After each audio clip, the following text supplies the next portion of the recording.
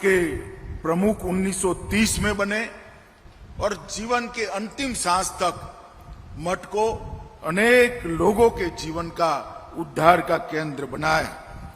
पक्षपात रहित समभाव के विचार को उन्होंने आगे लिया और बसवण्णा के सभी वचनों को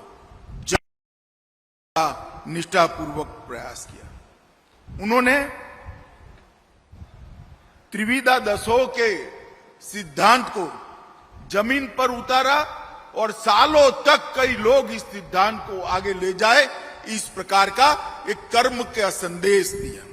संदेश कई प्रकार थे, कोई अपने वचनों से देता है, कोई अपने ज्ञान से देता है, मगर शिव कुमार स्वामी जी ने अपने कर्म से संदेश दिया जो युगों युगों तक आगे याद रहने वाला है।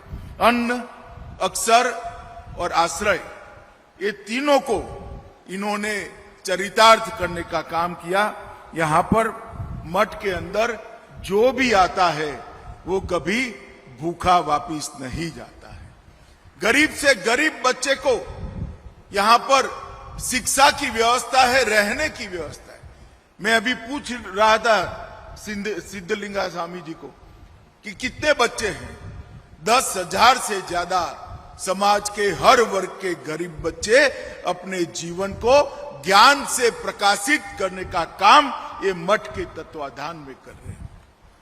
अन्न, अक्षर और आश्रय, विद्या का दान करना और यहां रहने की सुविधा भी करना, ये सिद्धांत को मोदी जी ने भी भारतीय जनता पार्टी की सरकार के कर्तृत्व में जमीन पर उतारा है।